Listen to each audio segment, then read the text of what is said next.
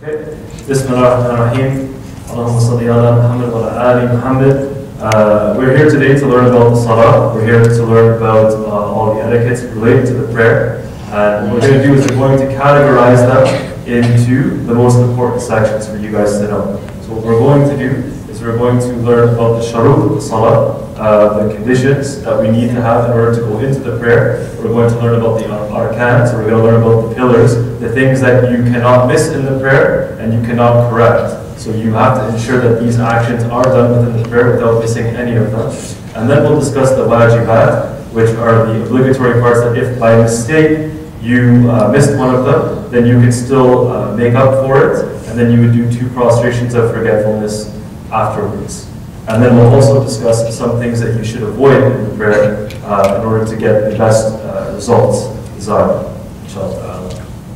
So in regards to the conditions, we have 9 primary conditions that we need to fulfill in order for our prayers to be valid. So the first one being that we actually have the religion of Islam in order for our prayers to be valid. Second one being aql, that we have a sane mind, that we have a strong mind, that we're focused in the prayer, and that we have a healthy mind to work with. Tamyiz, which would be puberty, or to be balagh. This is important for our prayers to be accepted, but then also when they become obligated on us. But if we haven't reached that age yet, we're still very young, we can still get good deeds for praying regardless.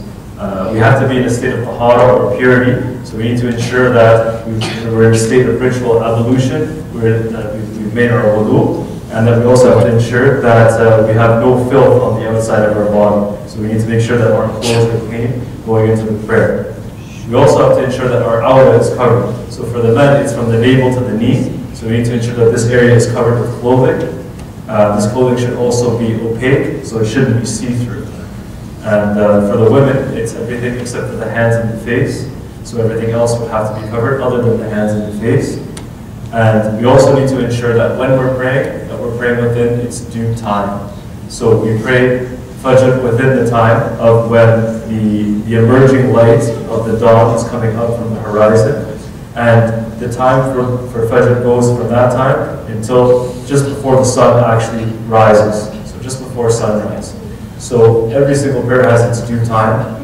Salat al-Dhuhr is after the sun slightly goes past the meridian point. So after it's slightly passed directly above our heads, that would be the time of Zawal when we would actually pray Dhuhr.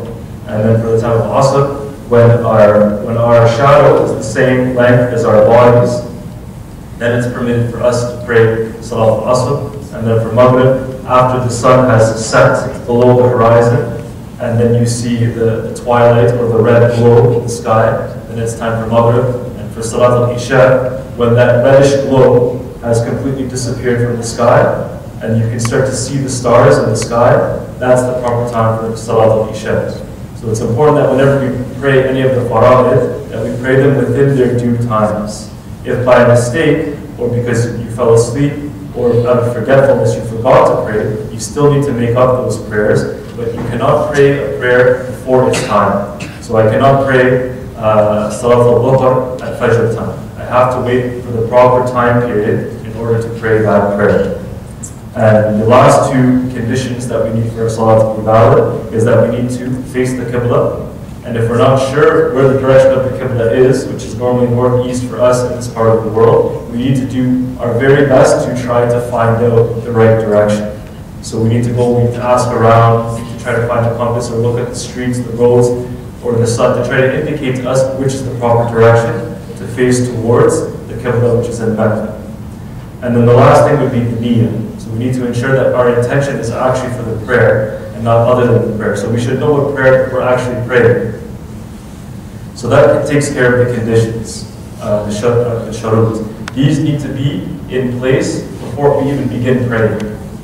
Then we go into the actual arkan, which are the pillars of the prayer, which we cannot miss any of them, and they're fundamental for our prayer to be accepted.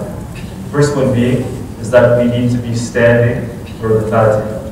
So we need to ensure that after we make once we enter the prayer, that we will remain standing. And the only reason why we would remain sitting is if a person does not have the physical capacity to stand up. So they're handicapped, they're in a wheelchair, they don't have the physical strength to stand up on their own.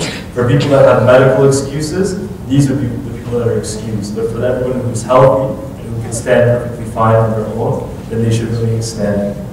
The next pillar, the next rukn, would be takbir al-ihram, which is the first takbir that you would make. You say Allahu Akbar the first time. This is fundamental and it cannot be missed.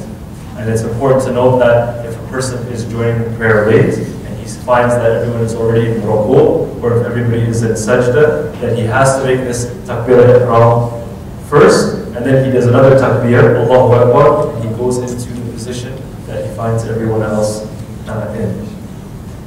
The next rukn is ruku. So it's essentially bowing down to the point where your back is parallel with the ground, and you're trying to maintain that your back is as straight as possible, and your hands should be on your knees. And then followed by that, once we stand back up into our standing position, we go back to qiyam. Then we're going to make another takbir, and we're going to go down into sajda. When we're in sajda, it's very important that all of our 7 bones of our body are actually in contact with the ground. Those 7 bones are the head, which includes the nose, the 2 hands, our 2 knees, and our 2 feet. So all 7 of these parts of our body needs to be firmly placed on the ground when we're in sajda. And I can actually have Brother Najib demonstrate how this would look so that you guys are aware. Actually, we'll go through all the steps. So first, we'll do takbir al-ihram. So we see that Najib has raised his hands up. It's acceptable to put your hands to your shoulders or to your head. The main point is that you're just raising your hands, rafa yadayn, and you raise them once and then you bring them down again. And he says Allahu Akbar. And then after this you would go into ruku. Right, so he's trying to keep his back as straight as possible. His hands are on his knees. He's looking towards the ground, towards the place of sajda. And this is what happens after the Fatiha is recited, and after usually an additional surah has been recited. Then he would stand back up into qiyam again, which normally at this time you would say Sami Allahu liman hamidah. But this is not a rukn. This is actually part of the wajibat. And what's important is when you're going through all these motions, that you're doing it with some level of tranquility. There has to be some calmness between all the positions. So you cannot rush between any position. And it's also important that if you're praying behind an imam, is that you never try to beat him to the movement. If he stands up, you should not get there before he does. That would actually invalidate your prayer. So you need to ensure that he fully gets up, and then you can follow him afterwards. The next rukn for us to consider is when we are actually in sajda. So when we go into sajda, that we spend a considerable amount of time to say at least subhanallah al-a'la once, and then we would come up into jalsa, which is the next rukn. So Najib will come into the sitting position, and he should spend enough time where he can at least say Rabbi ghfirli at least once, oh Allah forgive me, before moving into the next position. Just to keep things simple, all the movements in the prayer are from the arkan. So standing, bowing, coming into the bow, coming out of the bow, going into prostration, going into sitting, and going back into prostration. All the physical movements of the prayer are part of the arkan, part of the pillars. And it's also considered that the final tashahhud is one of the pillars.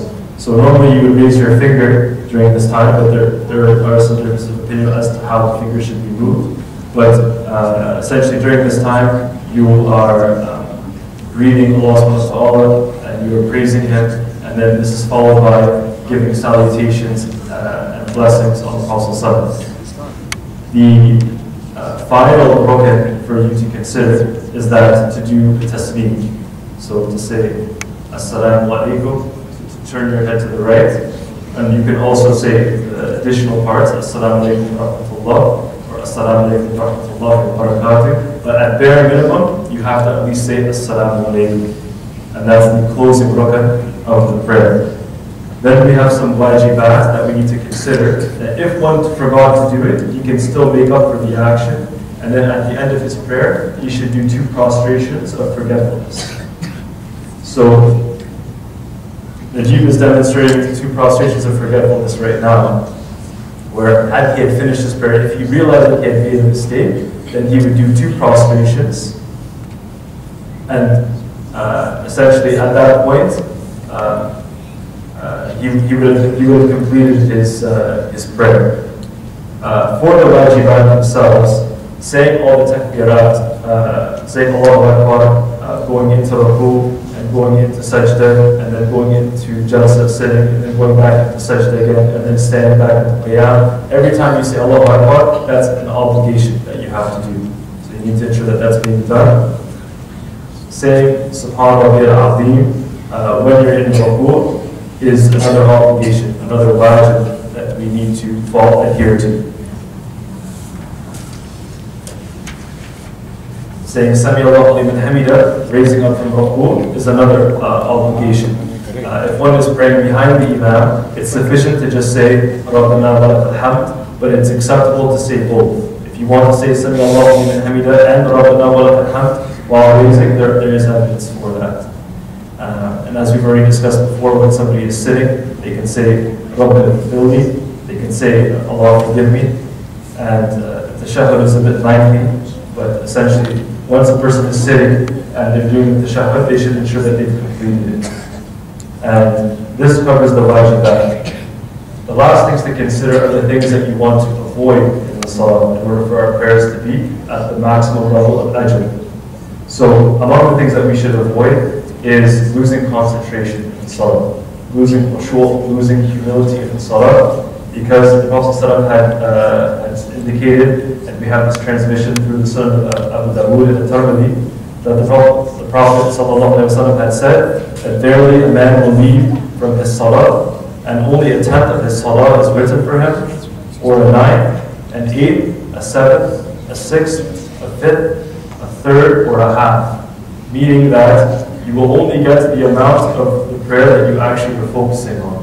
So if you were thinking about playing soccer after school, or what you're going to eat for lunch, or how much money you have in your bank account, all of this stuff is irrelevant to the prayer, and you have not gotten any reward for the time that you were not focused in the prayer.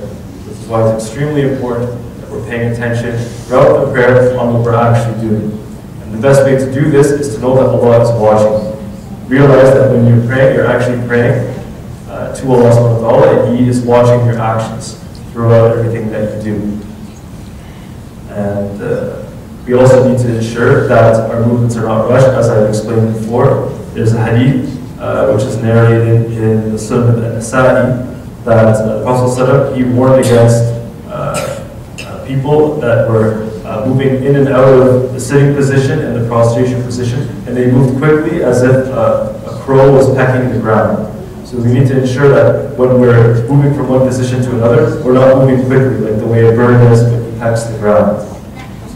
We also want to make sure that when we're going down into sajda, is that our elbows don't actually touch the ground, so that they remain up like this, up and in stretch. If there's room, you can stretch your arms out. If there's no room, you can keep them in like this. You don't want your elbows to touch the ground when you're going into sajda, because the Prophet ﷺ had forbade us from praying the way that a dog sits down. And let's see what else. The other main point is that we just need to ensure that our lines are as straight as possible.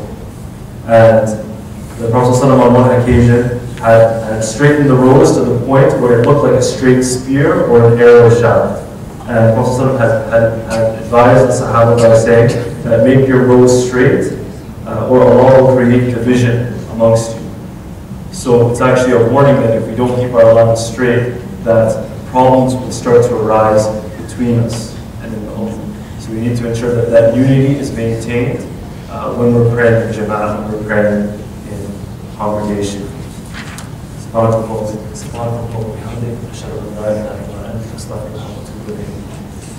So thank you very much for your time, everyone.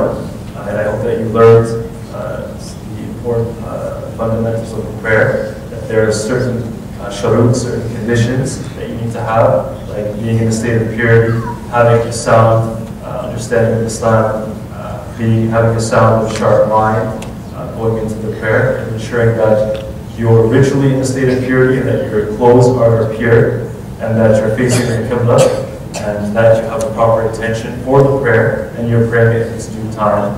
And as far as the arkan are concerned, as a rough summary, just ensure that you do not skip any of the physical movements within the prayer. And as far as the wajibat are concerned, make sure that you have said at least the minimum for what has to be said in each particular movement. And then if one was to forget, then after the prayer, you can do 2 prostrations of forgetfulness with the intention that I'm doing sajda sahw, the prostration of forgetfulness, essentially to clear up any mistakes that I have made amongst the wajibat actions. And last and not least, that we actually have attention when we're in the prayer, that we remain focused on what we're doing, that we're looking at the place of prostration, that we're not distracting ourselves or anyone else, and that we remain unified as a jama'ah, that we're all lined up perfectly straight, and that we have our hearts turned to Allah subhanahu wa ta'ala, and we are hoping that He will accept all of our actions. Inshallah. Allahu Akbar. سبحانك اللهم وبحمدك سبحانك اللهم وبحمدك تعالى جدك تعالى جدك ولا إله غيرك ولا إله غيرك أعوذ بالله من الشيطان الرجيم أعوذ بالله من الشيطان الرجيم بسم الله الرحمن الرحيم بسم الله الرحمن الرحيم الحمد لله رب العالمين الحمد لله رب العالمين الرحمن الرحيم الرحمن الرحيم مالك يوم الدين مالك يوم الدين إياك نعبد وإياك نستعين إياك نعبد وإياك نستعين اهدنا الصراط المستقيم اهدنا الصراط المستقيم صراط الذين أنعمت عليهم صراط الذين أنعمت عليهم غير المغضوب عليهم ولا الضالين غير المغضوب عليهم ولا الضالين آمين بسم الله الرحمن الرحيم بسم الله الرحمن الرحيم إنا أعطيناك الكوثر إنا أعطيناك الكوثر فصل لربك وانحر فصل لربك وانحر إن شانئك هو الأبتر إن شانئك هو الأبتر الله أكبر الله أكبر سبحان ربي العظيم سبحان ربي العظيم سبحان ربي العظيم سبحان ربي العظيم سبحان ربي العظيم سمع الله لمن حمده سمع الله لمن حمده ربنا ولك الحمد ربنا ولك الحمد الله أكبر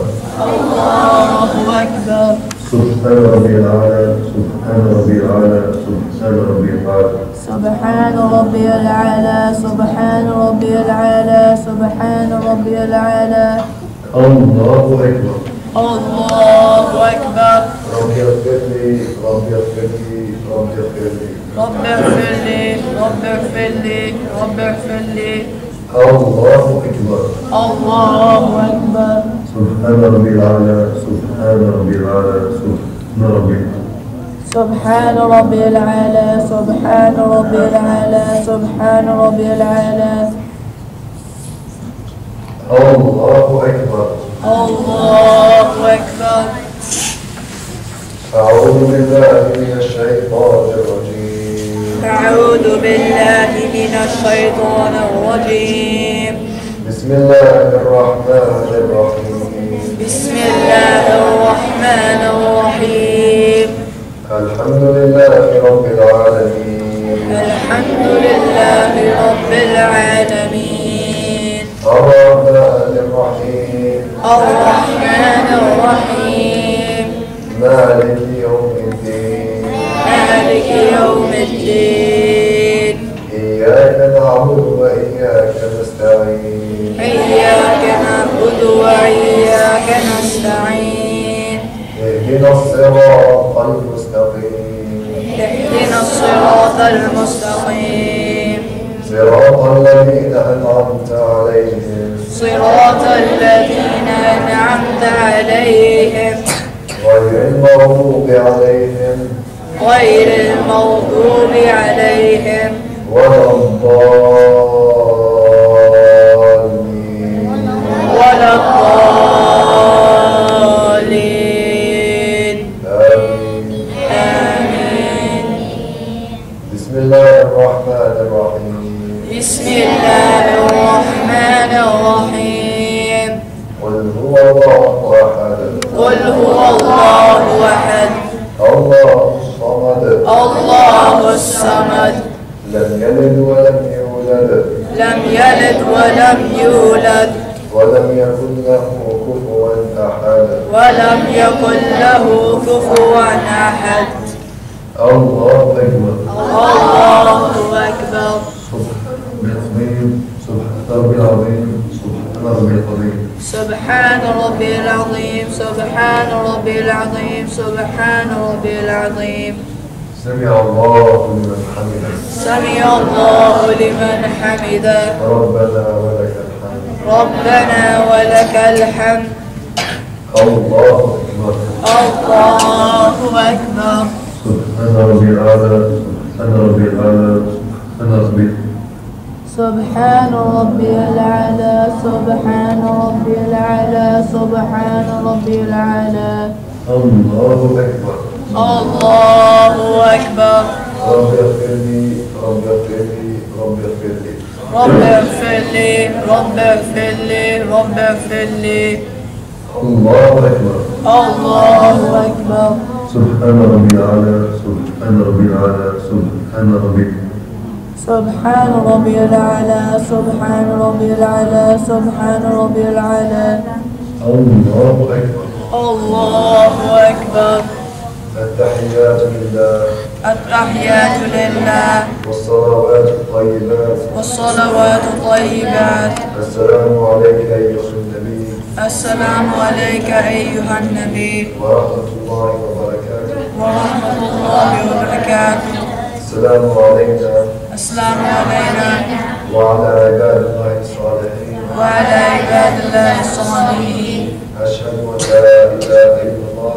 أشهد أن لا إله إلا الله. وأشهد أن محمدا عبده ورسوله. وأشهد أن محمدا عبده ورسوله. اللهم صل على محمد اللهم صل على محمد وعلى آل محمد وعلى آل محمد كما صليت على إبراهيم كما صليت على إبراهيم وعلى آل إبراهيم وعلى آل إبراهيم في العالمين إنك حميد مجيد. في العالمين إنك حميد. اللهم بارك على محمد اللهم بارك على محمد وعلى آل محمد وعلى آل محمد كما باركت على إبراهيم كما باركت على إبراهيم وعلى آل إبراهيم وعلى آل إبراهيم في العالمين في العالمين إنك حميد مجيد. إنك حميد مجيد.